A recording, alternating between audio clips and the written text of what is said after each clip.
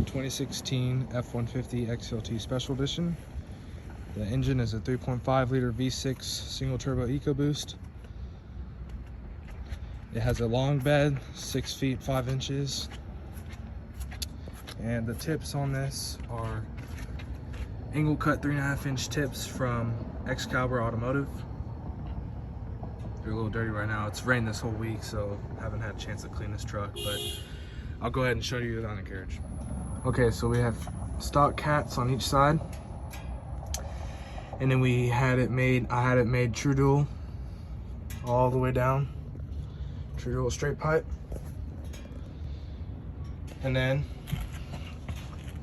right here, I had Dynamax mufflers and deleted those to make it straight piped all the way back. And here's the warm start.